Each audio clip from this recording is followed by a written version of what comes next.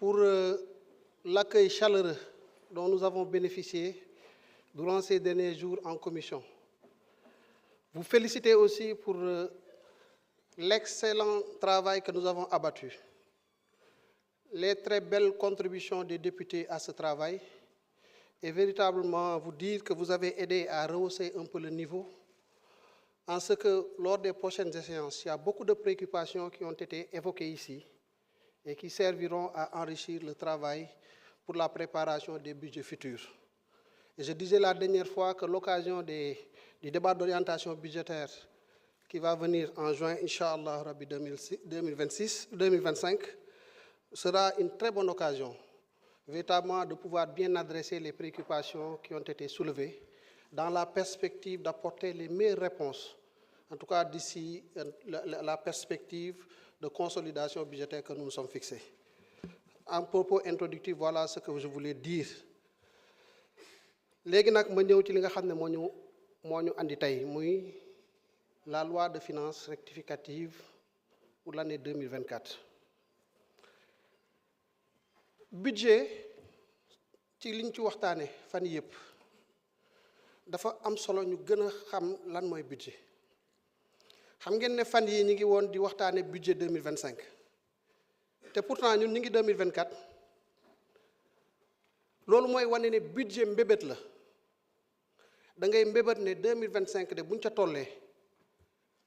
direction générale des impôts et des domaines, direction générale des douanes, direction générale de la comptabilité publique et du trésor yaakaar naa ci li ñu war a liggéey dinaa ci am nangam bu ma xalaatee ne suñu économie dina yokk nangam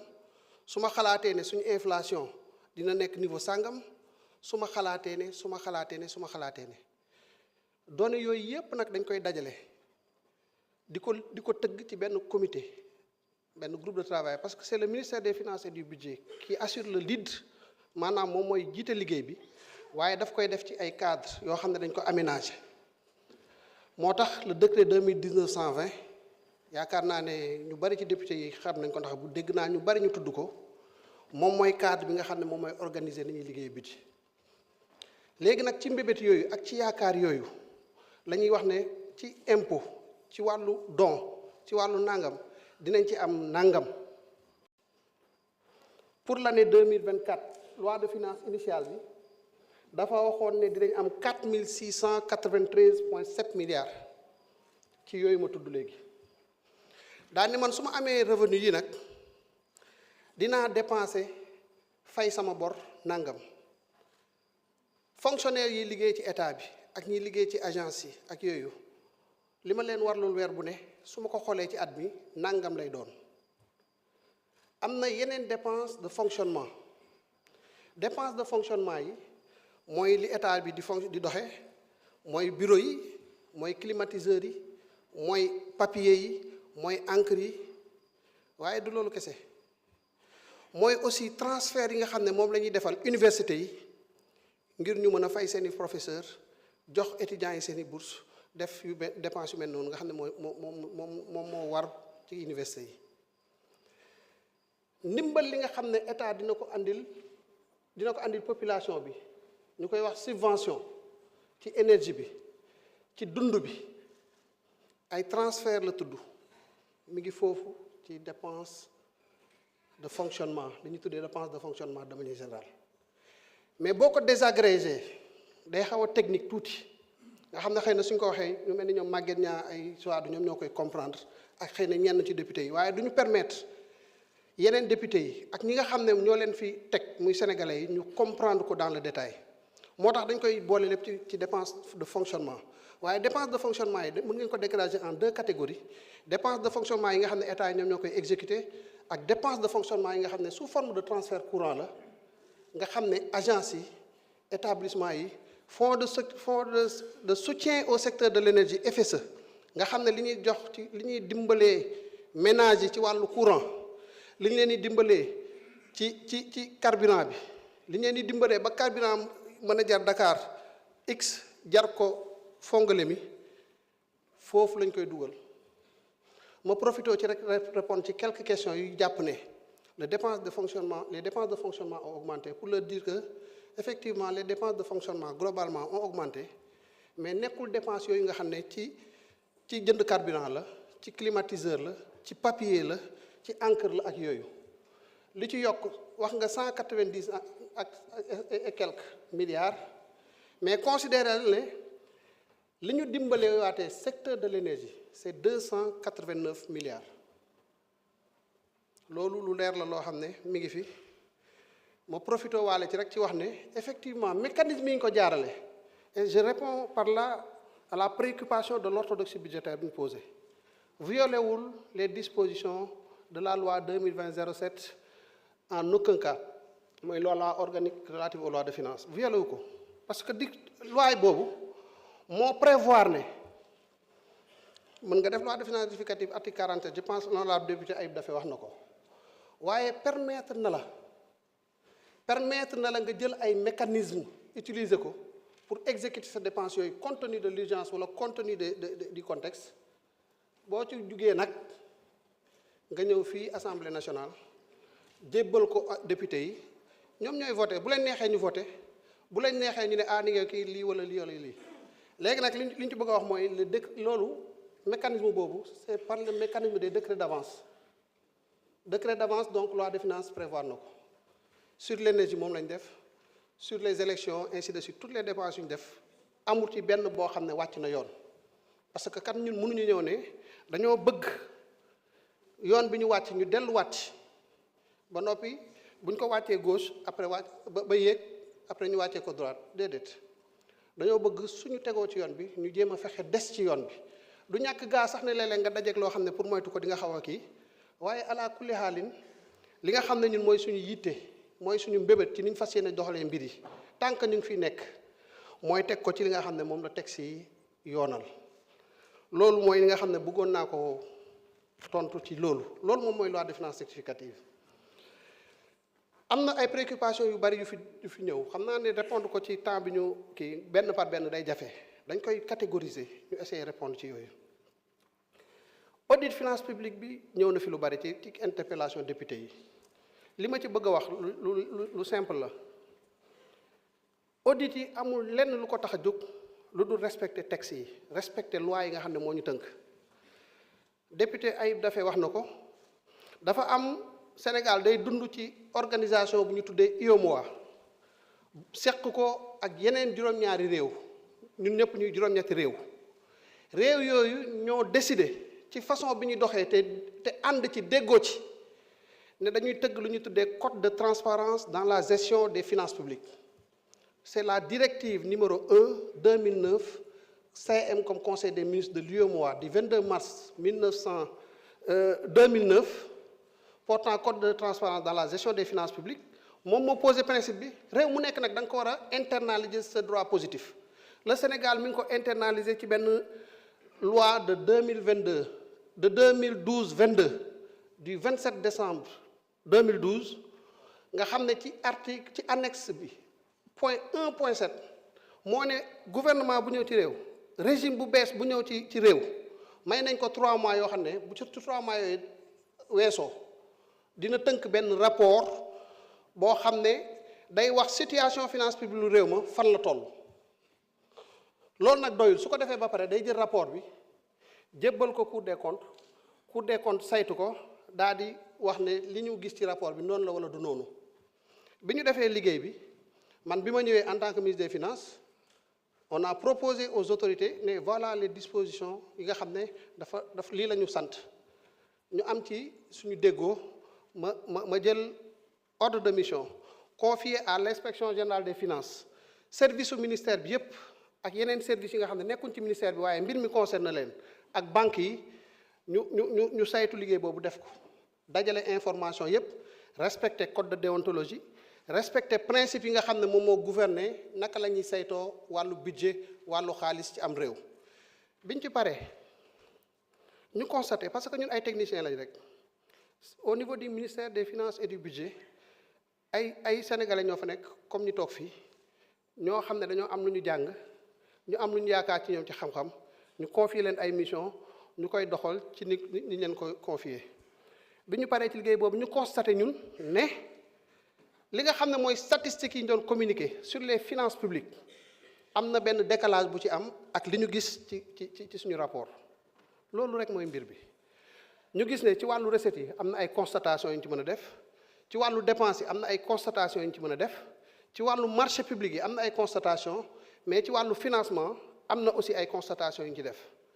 waaye yooyu yëpp bu ñu ko tënkee ci wàllu statistique des finances publiques nga xam ne statistique day dajale lu bari tënkal la ko ci lenn rek nga xam ne boo ko xoolee di nga xam lu bari lu nekk ci ginnaaw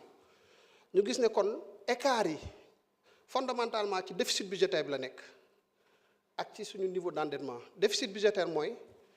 su ma amee junni ne lii mooy sama revenu ma war a dépenser junni ak ñaar fukk yooyu ëpp ci li ma am loolu lañ tuddee déficit loolu nag pour mu mën a am faw nga dem uti foo lewee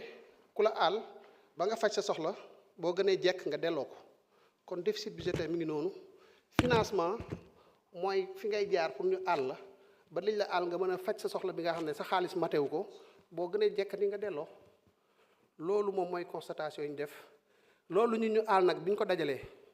xaw naa diis lool ndax bor tamit bu ko nit di def day fexe ba bor bi mu nekk loo xam ne du compromettre les générations futures du compromettre ses capacités d'action pour les années à venir liggéey boobu def nañ ko résultats yi partagé nañ ko ak autorités yi bi ñu ko partagé ak ñoom ba pare nag ñun en tant que technicien ñu ne leen def leen dànk léegi nag situation bi garaaw na garaaw boo xam ne liñ jot a wax ak suñu partenaires yi muy partenaires yëpp ñu ñuy lebal muy FMI Banque mondiale muy investisseurs privés yi bi ñu wax ak ñoom yeneen lañ leen waxoon du lii te bis bu ñu leen waxee ne lii mooy situation bi pour des raisons de transparence lii mooy li ñu ciy xaar FMI mënoon naa jóg sur 30 jours yi ci topp ne li ma leen mësal lebal lépp te fayagoo leen ma ko fay leen ma ko léegi Banque mondiale mënoon naa def loolu partenaires yi ñu lebal yëpp mënoon na def loolu nga xam ne man ministre des finances sama responsabilité woon bi ma tegee lii ci kanamu kilifa yi ma tegal leen lii nag ci kanamu kilifa yi nee nag léegi yéen xool yéen yor baat bi yéen a xam nu ngeen di doxalee ma toog di leen déglu biñ ko defee taxuñ sax di xalaat dañ ne ñun partenaires yi baax nañu kuñ ci war a ànd nañ ci ànd ak yow waaye réew mi suñu Sénégal dañoo def confiance am lu ñu dénk te responsabilité bi li ci jiitu mooy li ñu dénk ñu wax leen ne fii lañ ko fekk donte am na leneen lu mën a kii léegi nag nañuy def suñuy pexe waxtaan ak ñi ñu ko seqal luñ ñu teg ñu xam ne loolu la ñun ñu takk suñu digg xam ne foofu la ñuy tàmbalee jéem a jëm kaw loolu moo am et ça c'est un courage qu'il faut saluer biñ ko waxee jël naa temps boo xam ne ëpp na 1 mois man en tant que ministre des finances pour attirer l'attention faire des études faire des notes pour alimenter parce que aussi mécanisme da nga koy alimenter machine da nga koy alimenter ba lépp loo xam ne décision bu ñuy jël la mu nekk décision boo xam ne kilifa yi ñoo ko jël en toute responsabilité et en toute transparence loolu moo ci xew kon li ñuy wax lépp xamoon nañ ko man mii di wax ak yéen man en tant que ministre des finances maa def une équipe bu ndaw ñu dem Washington bi journaux yi di wax naan Washington nangam booba man maa ngi Washington di waxtaan ak ñoom j'ai rencontré le directeur du département Afrique nga xam ne moom mooy suñu homologue moom la ñuy waxal foofu rencontré le DGA ne ko attention situation réew mi fii la toll lii nag lañ daan wax waaye dëgg-dëgg bi ñu ko saytoo fii la mbir mi toll nee nag waaye nag wax dëgg yàlla lii nii nga xam ne attiré nañ ci seen attention dëgg-dëgg am na jamono joo xam ne am na député bu nekkoon fii assemblée nationale bindoon na leen yéen ne leen ci problème bi am na tey bu fekkee ne ñoom ñëw nañ toog nekk ci bopp réew mi suñ leen daanee wala ñu andi leen jafe-jafe ci loolu day xaw a doy waar ndax ba mu koy wax nekku ci woon waaye da doon bañ ñu agsi fii ñoom bi ñu leen ko waxee ñoom tamit ñu ubbeeku daal di wane ne ànd nañu ci waxtaan ak ñun xool naka la ñuy accompagner Sénégal ba mu traverser situation bi waaye lu ci ëpp solo mooy Washington dellu nañ fa octobre suñu partenaires yëpp dañu saluer décision boobu ñu jël wax dëgg ndax dañ ne li ñu gënal mooy ñu am un état boo xam ne dafa crédible boo xam ne bu la nee lii la mën ngaa waat ne loolu lay doon que état boo xam ne da lay wax ne la lii la bu ëllëgee ñu gis leneen ba pare saluer le courage de l'état du Sénégal parce que nee nañu parce que yéen bi ngeen di def lii xam ngeen ne mënoon nañ leen laaj léegi ngi leen fay leen ñu li ngeen am lépp da ngeen am ay jafe-jafe bu ngeen ko defee rek conviction profonde la bu wane ne am na fu ngeen bëgg a dem te incha allah mën nañ leen ci accompagner ba ngeen àgg fa mbir mi noonu la demee ñun yamuñ ci wax ne nii rek la ñuy problème bi yii la li ëppoon solo ci liggéey bi du problème yi man su ma sañoon problème yi dañ koy fàtte ginnaaw bi ñu ci tegee loxo yi ñi war a def seen liggéey waaye ñun la trajectoire de consolidation budgétaire bi nga xam ne soxla nañ ko pour corriger problème yi ñu am yépp moom la ñu war a rëdd ba noppi dox jëm ca te foofu la ñuy xaar assemblée nationale parce que dafa am ay mesures yoo xam ne courage moo koy jël réew doo gis say problème nga xam ne lii mooy sa jafe-jafe nga gëmm ci nga ne da ngay dox comme si jafe-jafe amutoon loolu c'est pas de la responsabilité voudrait que bu ñu xoolee ne lii mooy suñu problème lii la laaj ci ñu def ko ñu takk suñu digg daal di dox jëm ca li ci jiitu nag ci loolu mooy suñuy recette ndax naam balaa nga naan naam ne fa balaa ngay dépenser da ngay yor dara loolu daf ñu war a woo un civisme fiscal mooy kenn ku nekk nga xool li nga toll la mu méngool ci ay impôt nga fay ko état bi loolu moo ci jiitu message boobu ñu ngi koy porter ñu ngi bëgg ci école yi ñu dugal ci ñu introduire le civisme fiscal dès l'école primaire ngir suñu xale yi ñu waajal leen demee ñu am un nouveau type de citoyen qui soit en phase avec les règles et principes de citoyenneté loolu ñu ngi ci waaye député yi war nañu aider à porter ce message là civisme fiscal bi daf ñuy permettre ñu améliorer nos capacités de mobilisation de recettes loolu mooy njëriñam waaye ñun tamit en tant que administration am nañ loo xam ne xam nañ ko te nañ ci dox am na député yu ko wax am nañ un code général des impôts et des domaines qui nous permet de mobiliser des ressources ñuy góorgóorlu ma profité ci pour rendre leen hommage ba noppi wax leen ne les recettes n'ont pas baissé différence boobu tamit il faut ñu def ko les recettes ont augmenté parce que 2023 boo ko comparé ak 2024 on a fait un bond de 8,8% en termes de mobilisation de recettes à date moment bi may wax ak yéen waaye 8,8% moo ëpp taux de croissance bi ñuy xaar cette année kon administration bi yokk na recettes yi mu ëpp sax ni croissance économique bi yokkee waaye bu ñuy wax ne par rapport aux prévisions la ñuy wax dañoo njortoon ne dinañ am junni waaye ñu gis ne xëy na suñu njort nag fi ñu ko tegoon dëgg-dëgg dañ koo tegoon xëy na suñu bànneex wala dañ koo tegoon ci leneen ay yaakaar yoo xam ne xëy na yu wër la woon waaye bi ñu accès ci date bi nag gis nañ ne wax dëgg yàlla yaakaar yooyu ñu amoon matut niñ ko bëggee woon loolu rek mooy question de sincérité budgétaire foofu lay amee sens léegi fi muy amee sens mooy ñu xool li ñu yaakaaroon ak li ñu am ban différence la am différence bi dafa rëy ba toll ba jéggi dayoo lan moo war a tax ci argument yi ñu taxawoon yi ñu tegoon suñu tànk ci hypothèse yi nga xam ne moom lañ fondé woon suñu prévision lan moo fi xew loo xam ne lu mën a justifier écart bi la su fekkee ne dara lu mën a justifier écart bi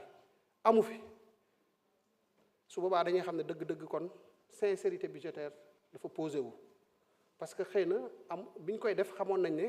amuñu argument yëpp ak yooyu te loolu nag liggéey bu solo am solo dinañ ko ci defal pour corriger yooyu xalaat nañu am benn entité moo xam autorité lay doon wala ki consultatif boo xam ne nag ginnaaw bu techniciens yi liggéeyee ñoom dañuy saytu les statistiques des finances publiques nga xam ne entité boobu ñun xalaat nañ ne président de l'Assemblée nationale mën na cee bokk fekkante fa ak président de la Cour des comptes ñu tànn ay député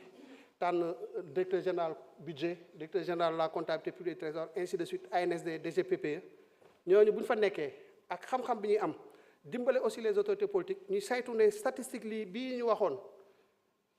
yan woon na maanaa wala yan wut maanaa loolu dinañu dimbale ba ni ñuy doxee ci mbir mi mu gën a jaar ci yoon loolu rek mooy mbir mi recettes yi moom jàpp leen ne code général des impôts code général des douanes janvier février liggéey bi tàmbale balaa ñoo dugg avril wala balaa ñoo sori ci avril war nañoo am ay idées yu gën a leer ci ban code général des impôts la ñuy am ndax code général des douanes boobu méngoo na ak économie bi méngoo na ak transaction yi ni muy demee ndax mi ngi jël en compte les secteurs véritablement qui portent la croissance économique au Sénégal liggéey boobu ñu ngi ciy dem terme de référence yi defar nañ ko comité yi ñu ngi liggéey commencé xool naka la ñuy déployer woo pour moo kii loolu moo ñuy andi xaalis du ñu am foofu dañuy def digitalisation mooy xarala yu bees yi naka la ñuy fexee ba tey impôt douane trésor interopérabilité entre les systèmes commerçant bi dem dédouané fële ci direction générale des impôts et domaines bu ñëwee comme moom dafa am ci buntu bu muy jaar faaw ñu teg ko loxo ndax conteneur bi mu yor pour mu génn il faut mu am fu mu jaar bu fa ñëwee di jaar ñu xool ba xam moom nekk na en règle wala nekkul en règle bu fekkee groupement la ñan la ko seqal pas pour sonal leen waaye ñiy yëngatu ci réew dañ leen war a xam aider leen à la formalisation dañ leen war a xam accompagner leen à travers des centres de gestion agréés pour ñu xam lan mooy fiscalité lan mooy njëriñam ci réew ak ñoom naka la ñuy fexee ba gën a mën a contribuer à l'effort de consolidation nationale. Voilà ce que nous comptons faire dans le secteur de la mobilisation des recettes. Dépenses yi bari nañu trop am nañ solo waaye xëy na am na liggéey boo xam ne war nañ ko ci mën a def en termes de rationalisation. Sur la dette publique la ñuy commencer mooy suñu bor yi diis na wax ngeen ko fii yéen ñëpp gis ngeen ko on est à plus de 3 000 milliards de service de la dette bu ñu jëlee principal bi ñu remboursé ak intérêt yi. Il y a un travail à faire à ce niveau-là bor la waaye loolu la ñuy tuddee la gestion active de la dette bu ñuy wax gestion active de la dette mooy nekkul ne ñu bañ a fay suñu bor parce que ça c'est important de le dire parce que loolu tamit les partenaires qui nous accompagnent dañu soxla xam mooy ne naka la ñuy fexee ba li ñuy war a fay par weer par année ñu waxtaan ak ñi ñu ko seqal ba mën a jënd bor yi nga xam ne dafa diis ci atum 2025 par exemple 2026 2027 ñu ciblé ci bor yi nga xam ne dafa diis ñu def ko ci ay conditions yu diis ñu jënd leen ci ay conditions yu gën a favorable ba noppi sànni leen wala tas leen ci période boo xam ne li nga ciy fay dina gën a am yërmande ba permettre la yow ci diggante bi nga am benn marge budgétaire li ñuy wax marge budgétaire benn couloir bu bees wala benn tiroir bu bees boo xam ne di nga fa mën a génnee di nga ko mën a xëcc nga def fa ay dépenses yoo xam ne dina dimbali réew mi mu gën a soqaliku notamment les dépenses qui sont dans le cadre de la vision 2050 ci dépenses yi ci loolu la ñu bëgg a def ci dette bi. ci masse salariale bi diis na lool bu ñu waxantee dëgg respecté tuñ sax le critère de convergence de l'UEMOA bu bëgg que ne la masse salariale comparée aux recettes fiscales mu nekk autour de 35%. Respecté tuñ ko depuis 2022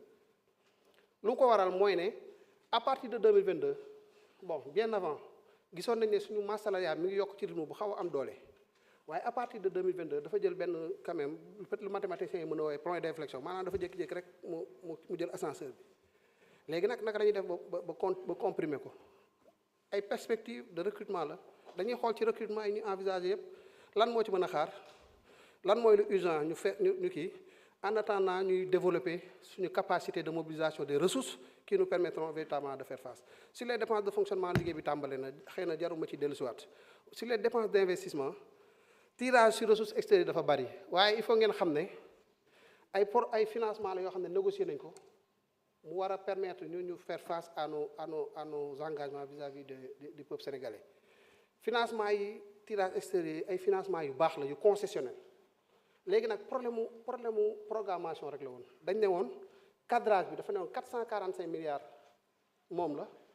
ñun bi ñu gisee exécution yi ñu gis ne on est à 1135 milliards li ko waraloon rek mooy daf ci amoon loo xam ne daawuñu ko communiquer daawuñu ko intégrer ci statistiques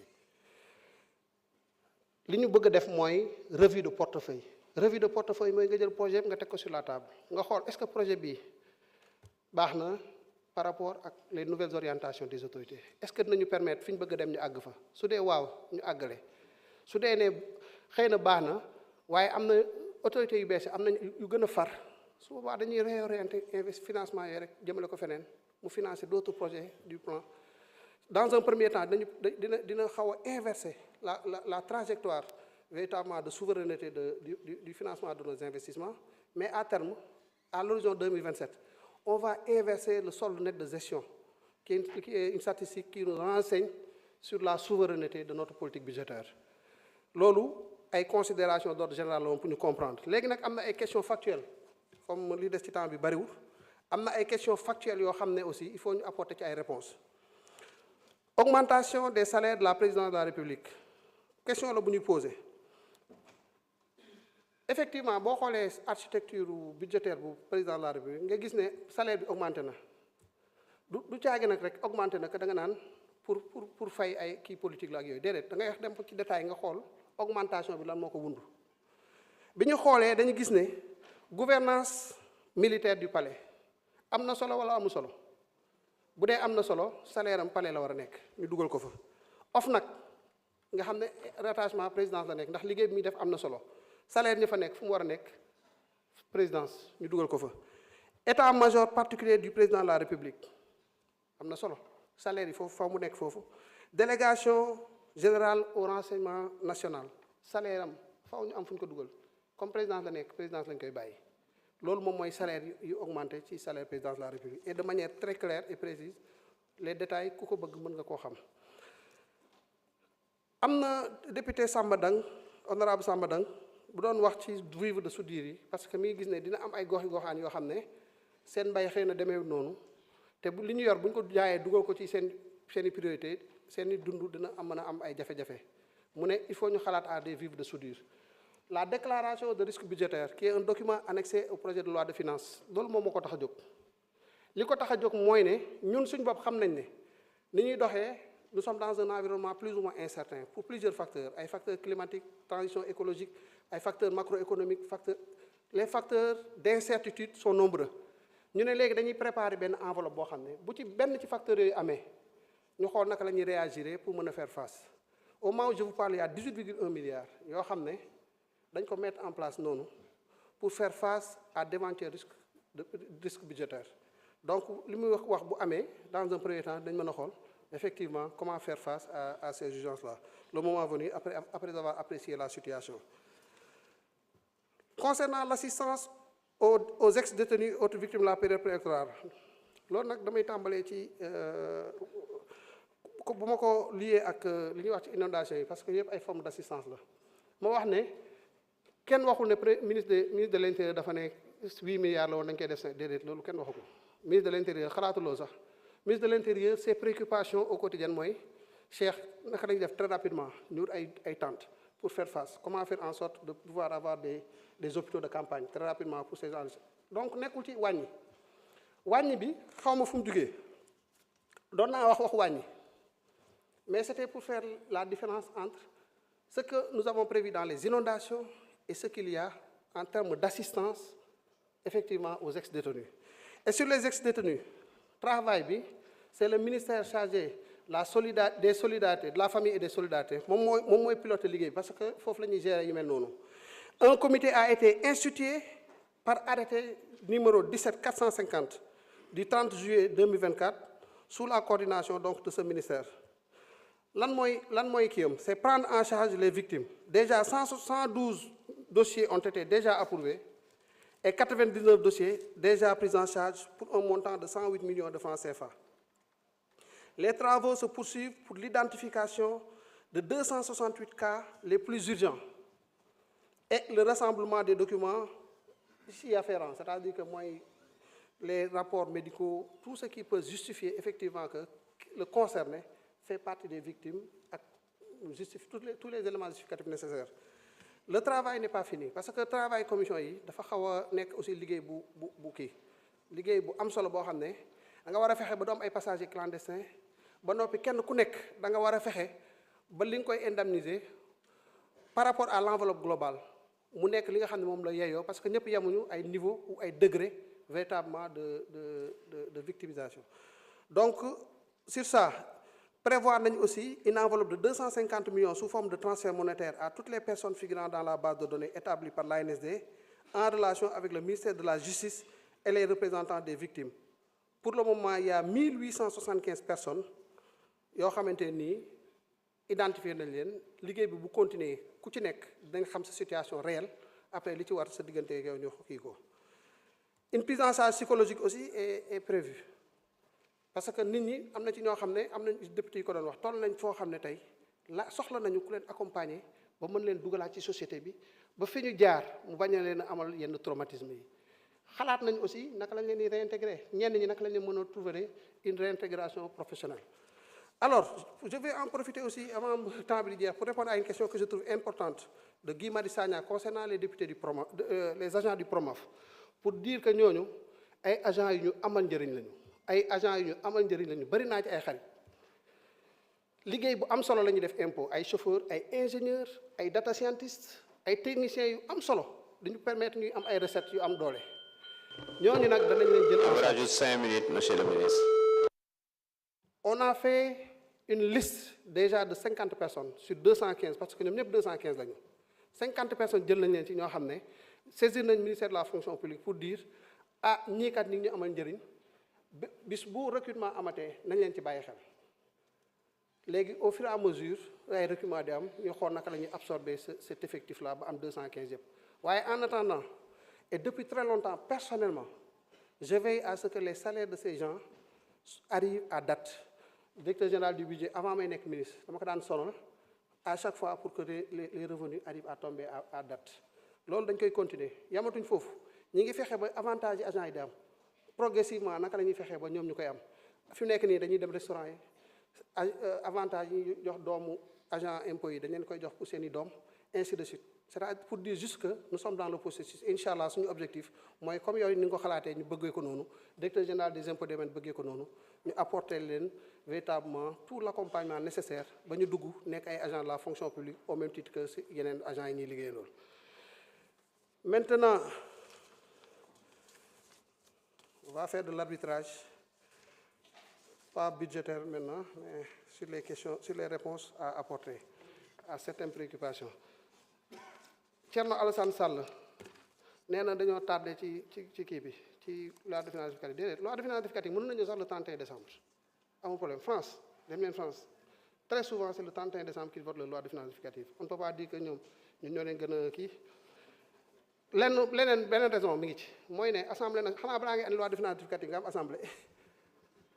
loi de finances rectificative assemblée nationale lañu koy yóbbu assemblée nationale moom moo koy voté le 12 septembre assemblée amatul woon après am na fi beneen loi am na fi vision 2050 il faut ñun sax liggéey bu métti lañu mbir mi teg parce que amoon nañ budget ba pare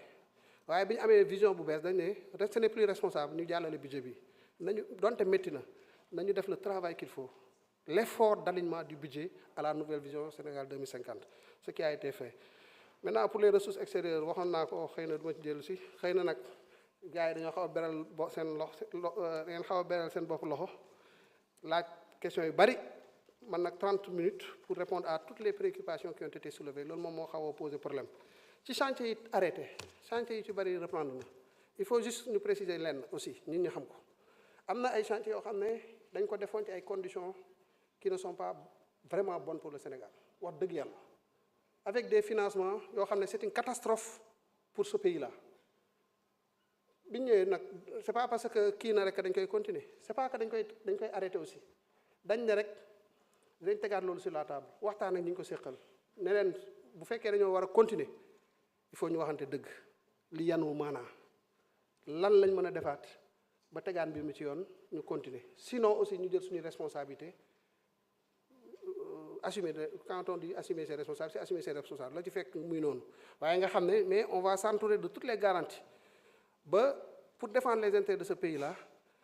beneen loo xam ne luy diis lay doon luy ñëw tegwaat ci mbir mi bañ cee am loolu c'est une question de responsabilité les autorités ont pris leur responsabilité par rapport à cette question là bëri na ay dossiers yoo xam ne mën nañu ko fee tudd xëy na maintenant c'est le travail de l'Assemblée nationale d'aller vers ça et d'accompagner le gouvernement à élucider dossier par dossier ce qui s'est passé sur ces genres de cas loolu aussi lu ñu waroon wax la sur la question de la transition écologique ak les régions côtières posées par Abdou Karim Sall l'honorable député juste dire que effectivement région côtière moom ñëpp xam nañ impact bi mu am ci suñu dëkk côtière yi gouvernement bi ngi ci góorgóorlu ce sera un travail continu mais déjà ce qu'il faut noter c'est qu'un montant de 21,2 milliards est déjà prévu dans la loi de finances au titre des projets d'investissement pour la résilience des zones côtières de l'Afrique de l'Ouest 6,5 milliards et le projet relevant d'urgence de résilience à Saint-Louis 14,7 milliards donc yooyu boo ko boolee moom moo ñuy jox les 21,2 milliards yi nga xam ne prévoir nañ ko au titre de ce projet-là. Sur l'indemnisation des victimes je suis déjà revenu sur les projets de question Racky Diallo honorable député Abdou Karim Sall travaux route d'Andemayo à l'arrêt bon. Les travaux ont repris sur ces axes-là quand même il faut le dire en 3 lots Matam Nguidjilone kii doon na ko wax léegi financement BOAD Nguidjilone au refondé travaux en phase de démarrage sur financement du Fonds saoudien de développement le contrat de supervision vient d'être approuvé donc Matam Demba Kane et 10 postes yooyu tamit validation étude environnementale yi ci lañ toll parce que là aussi il faut le dire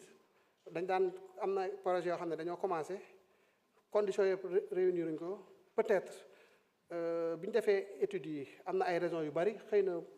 on peut ne pas revenir sur certaines raisons waaye commencé nañ te waruñu woon commencé léegi nag les processus sont en train de redémarrer bu ngi juróom bi l'honorable député confirmé na ne commencé na yi ci des dina commencé incha allah Matam gox bu am solo Sénégal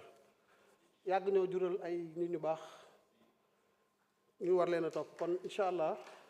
lu war ci Matam comme lu war ci Ziguinchor wala war beneen contrée ci Sénégal incha allahu rabbi li ci war dinañ ko jëfe parce que ñun amuñu lu Sénégal nous sommes des Sénégalais bon temps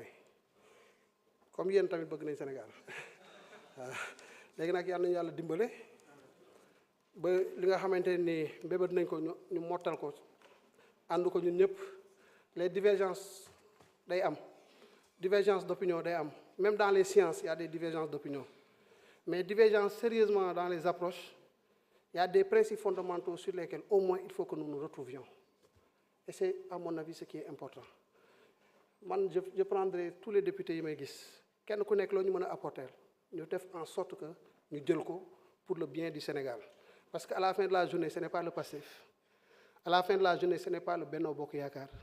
à la fin de la journée ce n'est pas un autre parti à la fin de la journée c'est le Sénégal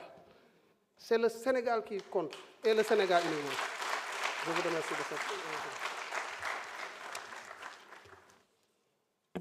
waaye nag daal Pastef